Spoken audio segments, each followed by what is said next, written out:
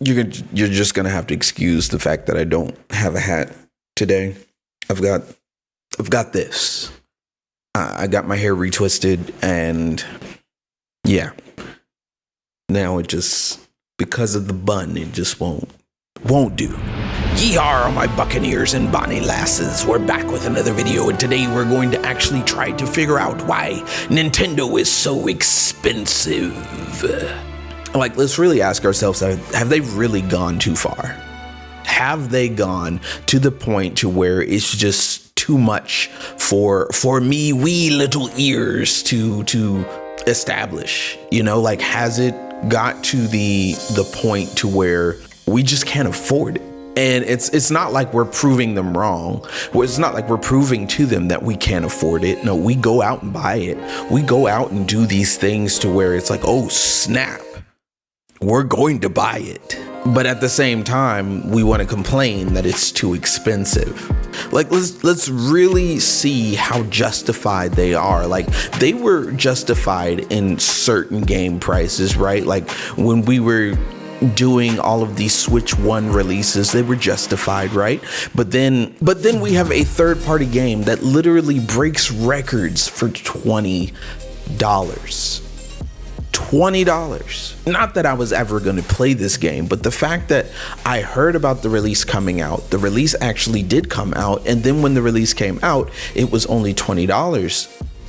And I was like, everybody and their mom has this game. It's crazy how everybody in my circle has this game, and there's no reason that it could be like $69 or $80 or whatever the price is.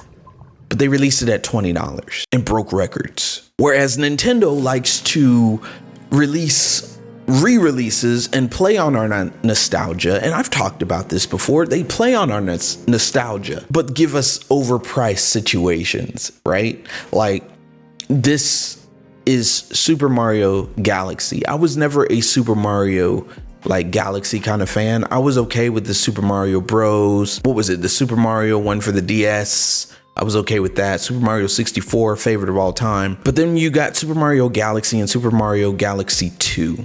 And you're pricing it at $70. But the individuals are $40. And you might say, hey, there's no way that they're just playing at our nostalgia. Oh. Virtual Boy for $99. You can have as many Virtual Boys as you want for $100. And it's not even the original Virtual Boy. No, you put your Nintendo Switch 2 or Switch 1 inside the Virtual Boy just so you can play it like you did back in the 80s. I don't know here. Maybe I'm gasping at straws, but when I was looking at the Nintendo Direct, I didn't see any, and I'm really reiterating that I didn't see any DLC that was like kind of free or anything like that. No, the DLCs were indeed paid. And it's not even like to the fact that it's going to break the bank paid, but I'm not so sure that I actually want to play Island and Emerald Rush. You see what I'm saying? Like, I spent the whole entire game trying to defeat doggone Void Company. And now I'm joining the Void Company for an extra $20 just so I can go pillaging and ravishing. Like, I'd rather just play the game over, you know what I'm saying, than versus doing that. But then let's also talk about these amiibos, right? So if we look at these amiibos, it's $20. It's literally an overpriced pop figure at this point.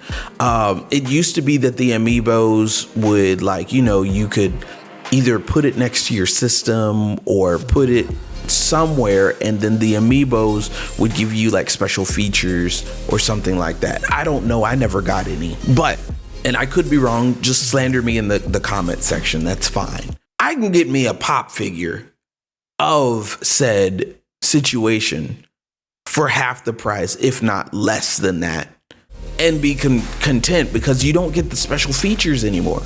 You don't get the situation where, oh, the amiibo right next to the game, oh, we recognize you have an amiibo, let's give you special features. No, it's just, I can just get a regular Pikachu pop figure and call it a day. But let's also talk about these Pro controllers. The Pro controller is literally $89, which is pretty much $100. Like if we round it up, it's $100. $100 for a controller just so I can get the C button and extra controls. When if I really wanted a Pro controller for my Switch 2, I could literally half that price and get a charging dock with it. I'm sorry. Maybe I'm just gasping at straws here. Maybe I'm just seeing that there's so much greed going on in Nintendo. But the third parties are trying to give us breaks here. The third parties are trying to do, what they can for the consumer, because the third parties are still trying to survive. But you, Nintendo, have made it so hard for them to make physicals. It's almost to the point to where if there's a physical game, of course I'm going to get the physical game. But if there's a physical game on PlayStation 5 versus a game key card or a digital that's on the Switch or Switch 2, I might just go for the PlayStation, because at least for the PlayStation, I get the whole situation on the PS5. It's not going to be a price that breaks the bank. You know what I'm saying? It's justified for the fact that it's $69, or I could wait till it go on sale and then get it for cheaper. Either one. You know what I'm saying? Then let's talk about your Express cards. Like, the reason I have been going physical over digital is because the Express cards are so expensive. Like, if I want, so internally on the storage of the Switch 2, you have 256 gigabytes, which is a lot of storage. But here's the catcher. If you want more storage, then you're going to have to get an Express SD, right? So I'm pretty sure with all the new games, if I was to download all of these new games, it would be a whole lot more space-wise on the Nintendo Switch 2. But for me to extend my space, I have to pay an extra 100 almost. Matter of fact, let's look it up. I'm sorry, I misspoke. For a 256 Nintendo Switch 2 micro SD Express card, just to make it just 500 gigs, right, is $60. But if I want to do more than 256 for a 2 terabyte, I have to do $184 for a 2 terabyte. For a 512, I have to do $119. For a 1.5 terabyte, I have to do $104. Like, you see these prices just for extra storage, which posits the question, like, okay, I'll pay one-time fee of $100 and something, but then I still have to pay all these prices for these games, like Kirby and the Forgotten Land. That was originally on the Switch 1 for $59.99, which is $60. But for a $20 upgrade to the Switch 2, it makes it $80. See, the upgrade pack is $20 by itself. So 20 on top of 60 is $80. So I come out better just getting the regular. For Switch 1, I'm pretty sure it's going to run faster. I'm noticing that a lot of these Switch 1 games run faster on the Switch 2. So you come out better just getting Switch 1 games, unless it's a Switch 2 exclusive. So maybe that's just me. I just feel as though they're not justifying the reason as to why this stuff is so expensive. They're not justifying the reason as to why it needs to be this way. I'm just sensing a lot of greed. Not saying that I am completely giving up on Nintendo. I feel like there's some hope. You know what I'm saying? Maybe I'm just the only hopeful person that's on YouTube right now that Nintendo could turn this around. But at the same time, I just feel like it's not justified. So everybody, please share your opinions in the comment section below. Let me know what you think about these price hikes.